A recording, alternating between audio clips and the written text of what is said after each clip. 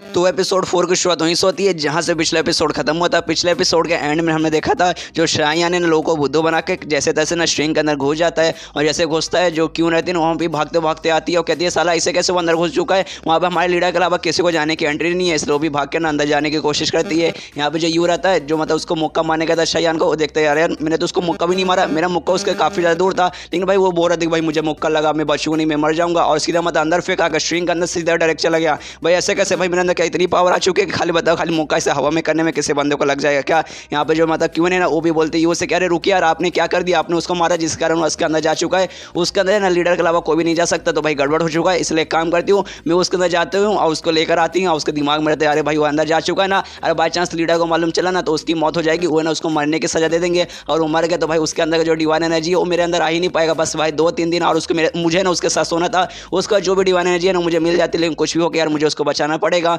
और तभी वो यू बोलता है उससे कर एक सेकंड रुको यार, तुम उसके अंदर नहीं जा सकती, उसके अंदर खाली लीडर को जाना अलाउड है, वो बंदा बचेगा नहीं, लीडर को मालूम चलेगा ना तो उसको जान से मार डालेगी, उसका टेंशन लेने की तुम्हें कोई भी जरूरत नहीं है। और मैंने सुना था तुम मेरा मजाक उड़ाती हो, क्या सच में तुम्हारे दिल में मेरे लिए कोई रिस्पेक्ट नहीं है, लेकिन तो भी ना क्यों उसके बाद में ध्यान नहीं देती और अंदर जाने की कोशिश करती है। तो दोनों जो गाड़ियां रहती हैं दोनों ही फीमेल बॉडीगार्ड उसको रोक लेती हो, कहते कि नहीं आप इसके अंदर नहीं जा सकते, खाली जो लीडर है वही खाली जाने में अलाउड है। एक काम कीजिए आप लीडर के पास जाइए, लीडर से बात कीजिए, उसको सारी इन्फॉर्मेशन दीजिए, आप इसको अंदर नहीं जा सकते, हम आपको अलाउ नहीं कर सकते। यहाँ पे जो शायान है ना उसके अंदर पहुंच चुका है और जाने के बाद सोचते हैं कि हाँ भाई फाइनली जैसे तैसे बहुत मेहनत लगा लेकिन मैं अंदर आ चुका हूँ, और बाई चांस अच्छा हुआ भाई जो मेरा जो यंग स्टेबलाइजेशन का स्किल था ना मैंने उसको अपडेट किया, जिसके वास्ते मेरे अंदर थोड़ी सी स्टैमिना थोड़ी सी एनर्जी आई, जिसके कारण मैं बच्चा हूँ। जिस हिसाब से मैं कूद के इसके अंदर आया हूँ ना भाई सच में अगर मेरे पास कुछ नहीं आता तो मैं मर जाता, और प्लस बाई चांस उसके मुक्के से भी बचा, अगर वो मुक्का मेरे छाती में मार देता तो सच में बाबू राव से ज़्यादा खतरनाक मेरी छाती फूट जाती। और फिर देखने लगता कि हाँ भाई इसके अंदर से मुझे महसूस हो रहा था जो फ्रेगमेंट है ना वो यहीं पर है, तो देखने लगता कि हाँ भाई कहाँ है कहाँ है कहाँ है। देखिए सामने ना एक मूर्ति दिखाई देती है, एक औरत की मूर्ति दिखाई देती है जिसका नाम है ना मैड्रिच, और मालूम चलता है जो मैड्रिच है ना ये मतलब ये एक लीडर थी, इसी ग्रुप की लीडर थी, लेकिन बहुत पहले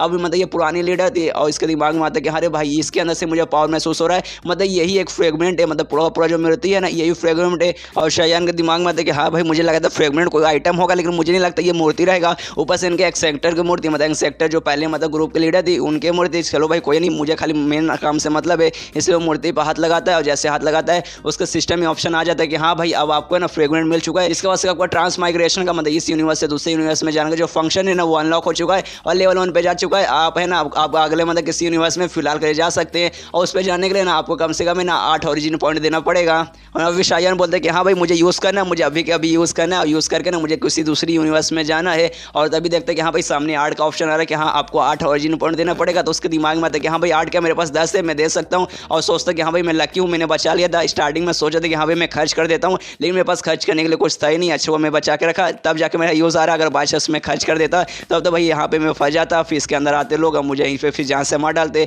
फिर उसको यूज़ करता है और ट्रांसमाइग्रेशन के जरिए एक दूसरे यूनिवर्स में पहुंच जाता है, और उस यूनिवर्स में एक शहर में सीनशिप होता है जिसका नाम है ना याशन रहता है। और वहाँ एक मंदिर में सीनशिप होता है जहाँ पे एक शादी होने वाली है, दो फैमिली के बीच में, एक शाय फैमिली दूसरा यू फैमिली के बीच में। और आपस में सारे लोग बात करें कि हाँ भाई यू फैमिली के जो मेंबर है मतलब जो लड़की है जो शादी कर रही है जिसका नाम है लुओ शायून, और जो पूरे शहर की ना सबसे सुंदर लड़की है, लेकिन शाय फैमिली के जो बेटा है ना ये उसके साथ शादी कर रहे हैं। मतलब कितनी बेकार बात है। तो आपस में लोग बोलते रहे भाई ऐसे मत बोल भाई, बाई चांस है ना सुन लिया तो भाई हमारी खटिया खटका देंगे। वो लोग सबसे पावरफुल लोग है इस शहर के। और तभी जो शायान का जो आत्मा रहता है ना यहाँ पे ट्रांसमाइग्रेट हो गया आ जाता है, यहाँ पे उसी बंदे के बॉडी में आता है जिसके साथ है ना शादी होने वाला था लू शायान का। और यहाँ पे मालूम चलता है इस बार जिस बंदे के बॉडी के अंदर आया ना उस बंदे का नाम भी शायान है, और उस बंदे का चेहरा भी इसके साथ मैच खाता है। और बहुत ज़्यादा खुश हो जाता है, इतना खुश हो जाता है कुछ चिल्लाने लगता है कि हाँ भाई फाइनली मैं आ चुका हूँ, इस बार भी ऐसे बंदे के अंदर आया हूँ जिसका चेहरा और नाम से मेरे जैसा है। और तभी है ना आपस में उसका सामने बाप रहता है, जिस बंदे का बॉडी के अंदर आया है उसका बाप सामने बैठा रहता है, अपने बेटे से बोलता है साले क्या हो गया भाई अचानक से तेरे अंदर किस बात का जोश आ गया, ऐसे चिल्लाने क्यों लगा। तब दूसरा बाजू में पंडित रहता है, कहते हैं प्लीज माफ कर दीजिए, थोड़ा सा एक्साइटेड हो चुके होंगे कि आज इनकी शादी है ना, जिसका एक्साइटेड हमारे इन्होंने बोल दिया होगा। यहाँ पे शायान के अंदर धीरे धीरे मेमोरी आने लगता है, मालूम चलता है कि हाँ भाई जिस बंदे के अंदर इस बार मैं आया हूँ ना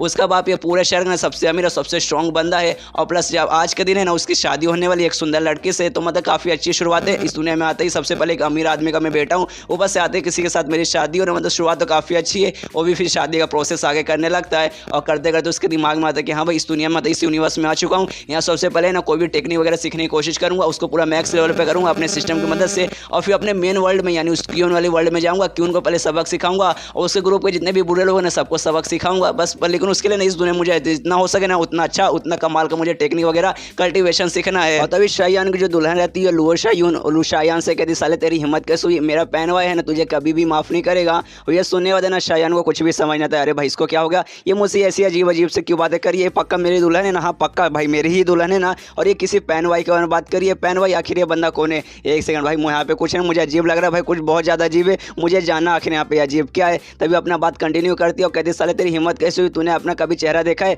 तू बिल्कुल भी ना सही नहीं दिखता, एकदम फालतू दिखता है ना, तू मेरे पहन भाई के ना मतलब कभी भी उसके कंपेयर में नहीं आ सकता, तू उसके सामने एकदम नल्ला है, तो खाली दिखने में हैंडसम है, इसके अलावा ना तेरे अंदर कुछ भी नहीं है, तो एक नंबर का नल्ला है, कुछ भी हो जाए मतलब तुम मेरे साथ अभी के लिए ज़बरदस्ती शादी कर सकते, लेकिन तेरी ज़िंदगी भर है ना मैं तुझसे कभी भी प्यार नहीं करूँगी, मैं अपने पहन भाई से ही प्यार करूँगी। और ये सुनने के बाद ना शायान को समझ आता है भाई ये सब क्या चल रहा है, भाई ये सच में यही लड़की है जिसके साथ मैं शादी करने वाला हूँ। लेकिन एक सेकंड मैं इसके साथ शादी करने वाला नहीं था, ये दुनिया का जो शायान था ना वही इसके साथ शादी करने वाला था। लेकिन तो भी देखा जाए भाई मेरा नसीब कितना बेकार है भाई, सबसे ज़्यादा अनलकी बंदा हूँ। सबसे पहले मैं अपनी असली दुनिया में था, पृथ्वी पे था, उस समय भी ढेर सारे लड़के मेरे पीछे पड़ती थी, और जब दूसरी दुनिया में गया उस समय मेरी एक बीवी निकली क्वीन नाम की, जो कि एक तो मतलब एकदम चुड़ैल औरत है जो खाली मेरा जान निकालना चाहती है, मेरे अंदर का जो डिवाइन एनर्जी है ना खाली उसको उससे मतलब है, मेरे से कोई भी मतलब नहीं है। और जब दूसरी दुनिया में फिर से गया वहाँ पे मेरी है ना ऐसे लड़के के साथ शादी होने वाली है जो मुझसे प्यार नहीं करती, वो किसी और लड़की से प्यार करती है। मतलब ये दुनिया का जो शायान है ये इसके साथ ज़बरदस्ती शादी करना चाहता था। और तभी उसके जो दुल्हन का जो बाप रहता है ना वो कहता है माफ़ कर दीजिए, प्लीज़ शांत हो जाइए, जो मेरी बेटी है ना कुछ भी बोल रही है, प्लीज़ ये शादी कैंसिल मत कीजिए। लेकिन जो शायान का बाप रहता है ना वो मना कर देता कि नहीं भाई ऐसे कैसे, अभी शादी कंटिन्यू रहेगा, शादी अभी नहीं होगा,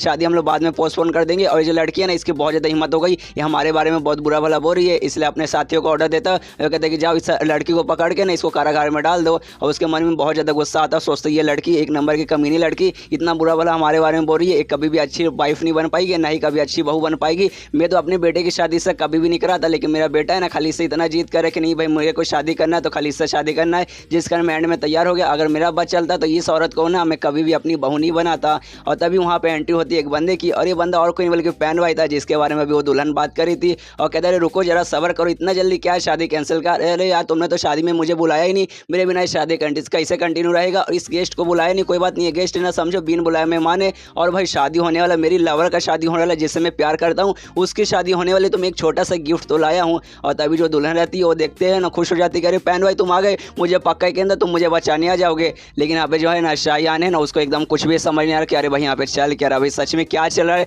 मैं अभी अभी इस दुनिया में आया, अभी अभी इतना सारा चीज़ हो रहा है ना, मुझे सच में कोई भी आइडिया नहीं है। और तभी यहाँ पे जो शायान का बाप रहता है ना वो पहन भाई से कहते एक सेकंड भाई तुमने क्या बोला, गिफ्ट देगा, तो क्या गिफ्ट देगा। तो ये सोने वाला ना अपना तलवार निकाल लेता है पहन भाई और कहता है तुम्हारा परिवार का जो जो भी बंदा है ना सारे बंदों को मारूंगा और उसका सिर काट के मैं अपनी प्रेमिका को दूंगा। और सीधा हमला कर देता है शायान पे, और शायान जैसे तैसे बच जाता है। तभी शायान का बाप उसके सामने आ जाता है और उसके साथ लड़ाई करने लगता है पहन भाई के साथ। और यहाँ पे शायान को एकदम समझ नहीं आ रहा कि भाई चल क्या रहा है, अगर तुम्हें लड़ाई करना है तो आपस में लड़ाई करो, मेरे ऊपर क्यों हमला करो यार, मैंने क्या बिगाड़ा यार, मुझे सच में कुछ समझ नहीं आ रहा। तभी अपने सिस्टम में चेक करता है कि हाँ भाई जिस बंदे के अंदर अभी आया है ना ये दुनिया का जो शायान है ना उसका मेमोरी देखने का भी ऑप्शन आ रहा है, इसलिए ना उसका मेमोरी देखने जाता है। तब मालूम चलता है कि हाँ भाई ये दुनिया का जो शायान है ना उसका बाप है ना ये शहर का सबसे स्ट्रॉन्गेस्ट सबसे अमीर बंदा है। और उसका जो बेटा है मतलब ऑफकोर्स अमीर बेटा होने के नाते है ना ये एक नंबर का कमीना बंदा था, कभी भी ना प्रैक्टिस वगैरह पे ध्यान नहीं देता था, इसने कभी भी कोई टेक्निक में ध्यान नहीं दिया, खाली अपने बाप के पैसों पे ना मौज करता था। और उसका बाप है ना एक अमीर दोस्त, मतलब उसका एक बहुत अमीर दोस्त था, उसकी बेटी के साथ है ना इसने उसकी शादी बचपन में ही तय कर दिया था। और जब वो लड़की बड़ी हुई यानी जब लुगो शायून बड़ी हुई ना उस समय ना एक पैन वाई नाम के लड़के के साथ वो प्यार करने लगी,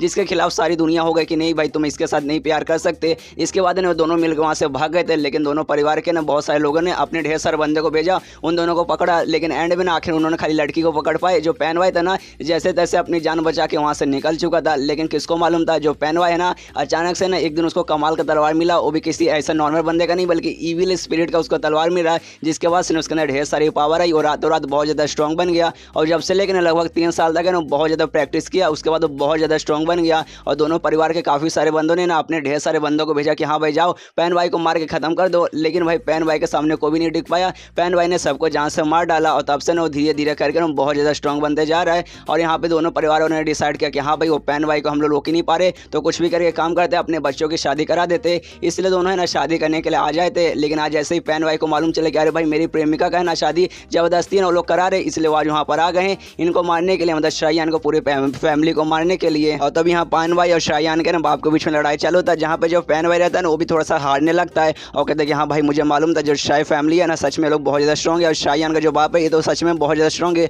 और प्लस है ना इनके पास कमाल का एक टेक्निक है जिसको ना फिंगर और वाजरा कहा जाता है, जो कि सच में बहुत ज़्यादा पावरफुल है। इससे पहले खाली मैंने इसके बारे में सुना था, लेकिन आज मैंने चेक भी लिया, सच में बहुत ज़्यादा पावरफुल है, जिसका ना फिलहाल मैं मुकाबला नहीं कर सकता, लेकिन कोई बात नहीं, मैं 1 महीने बाद वापस आऊँगा और शाहजहान का जो भी फैमिली है ना सबको मारूंगा, सबका गला में काटूंगा। और ये सुनने के बाद ना आसपास के सारे बंदे बात करते क्या भाई सच में, मतलब 1 महीने में ये आके ना शाहजहान को मारेगा, शाहजहान के बाप को मारेगा। भाई ऐसे कैसे मार पाएगा यार, शाहजहान का बाप है ना ये पूरे शहर का सबसे स्ट्रॉन्गेस्ट बंदा है, प्लस उसका जो टेक्निक है ना फिंगर ऑफ बाजरा, उसके सामने कोई भी नहीं टिक सकता। और एक बंदा बोलता है कि हाँ भाई जो फिंगर ऑफ बाजरा ना बहुत ज़्यादा कमाल का है, और उसे टेक्निक का यूज़ करके ना शाहजहान के बाप ने पैन वाई को मारा था। और जिसका मारने के बाद है ना पैन वाई का पक्का पावर है ना वो उसके अंदर कैद हो चुका होगा, वो अपने पावर का सही से यूज़ नहीं कर सकता और उसको रिकवर होने में लगभग 6 महीना लगेगा। लेकिन ये साला बोल रहा है 1 महीने बाद आके ना ये मार के जाएगा, ऐसे कैसे भाई ये नहीं कर पाएगा। लेकिन ये सुनने के बाद है ना पैन वाई चुपचाप खड़ा होता है, मुस्कुराता है, वहाँ से आराम से जाता है और ये पूरा मतलब बहुत ज़्यादा एटीट्यूड में जाता है। और ये सारा कांड है ना पैन वाई भी देखता है और सोचता है भाई चल क्या रहा भाई, ऐसा लग रहा है वो बंदा है ना वो मेन हीरो है और मैं को एक विलन का बेटा हूँ। मतलब भाई सच में एकदम ऐसा उल्टा यहाँ पे लग रहा है। और मेरे साथ में अगर मेरे साथ उसकी लड़ाई होगी तो भाई मैं तो नहीं टिक पाऊंगा। लेकिन भाई मैं लकी हूँ जो मेरा बाप है ना पूरे शहर का सबसे स्ट्रॉन्गेस्ट बंदा है, उनके पास कमाल के टेक्निक का फिंगर ऑफ बाजरा जो कि पूरे इसके खानदान से चली आ रही है। सारे इसके खानदान के सारे बंदे को जानते हैं, लेकिन खाली मुझे नहीं आता। कुछ जिस बंदे के बॉडी के अंदर मैं आया हूँ एक नंबर खाली वो प्ले बॉय था, खाली ना लड़कियों के साथ मजे करता था। उसने कभी भी कोई भी स्किल कल्टिवेशन या फिर मटेरियल आर्ट पे उसने कभी ध्यान ही नहीं दिया। अगर ध्यान दिया रहता तो मेरे पास भी पावर रहता, लेकिन टेंशन नहीं कोई जरूरत नहीं है, मेरे बाप के पास पावर है। तभी आसपास के सारे बंदे बात करने लगते यहाँ भाई वो पैन भाई वो सामने ही था ना भाई, यहाँ पे उनको मार भी सकते थे और शाहजहान का बाप है ना उसको मार सकता था, लेकिन जाने क्यों दिया उसको चोरी चुपके से। तो ये सुनिया दूसरा बंदा बताता है क्योंकि भाई यहाँ पे ना उनकी बेटे की शादी है, शायद वो नहीं चाहते उनके बेटे की शादी में ना कोई भी खून खराबा रहे। लेकिन टेंशन नहीं कोई भी नहीं है, 1 महीने बाद वो आने को बोला है ना, जब आएंगे तब शाहजहान का बाप है ना उनकी बैंड बजा देंगे। हाँ तभी जो शाहजहान का बाप रहता है ना उसके पेट से मतलब उसके मुंह से ना पूरा खून निकलने लगता है, उसका बैलेंस भी खराब होता है, वो गिरता है। मतलब जो लड़ाई हुई थी ना पैन वाई के साथ उसमें पैन वाई ने भी ना इसको बहुत ज़्यादा डैमेज किया था। तभी शाहजहान का सिस्टम है ना एक लिखा आता है कि देखिए आपने इस दुनिया का जो चूजन वन था ना, मतलब इस दुनिया का ऐसा बंदा जिसको ऊपर वाले ने चूज़ किया था उसको आपने दुखाया है, और वो और कोई नहीं बल्कि पैन वाई था जिसको ना इस दुनिया के ऊपर वाले ने चुना था। इसलिए अब आपका काम ऐसा हो गया है कि 1 महीने के अंदर आपको पैन वाई को मारना पड़ेगा और अपने पूरे परिवार को बचाना पड़ेगा और अपने बाप को बचाना पड़ेगा। अगर आप ये कर लेंगे तो यहाँ का ना आपका मिशन पूरा हो जाएगा, जिसके बाद सब अपनी मेन दुनिया में वापस जा पाएंगे। और ये दुनिया में जो भी टेक्निक वगैरह जो भी एक चीज़ सीखेंगे, जो भी कल्टिवेशन सीखेंगे, आप अपने असली दुनिया में मतलब मेन वर्ल्ड में ना आप ले जा पाएंगे। और ये देखने के बाद ना सबसे पहले इसके एकदम फटते अरे भाई पैन वाई को मुझे हराना पड़ेगा, सच में पैन वाई को मुझे जान संभालना पड़ेगा। अरे भाई मैंने देखा कितना स्ट्रॉन्ग बंदा है, मैं उसके सामने कैसे टिकूंगा। और प्लस जो मेरा बाप है इस दुनिया का, अरे भाई यार उसके मुंह से भी खून निकल रहा है, इसलिए उसके पास जाता है कहते पापा आप ठीक है ना। और ये चैप्टर यहीं पे खत्म हो जाता है। तो मिलते हैं अगले किसी वीडियो में, जब तक के लिए बाय बाय।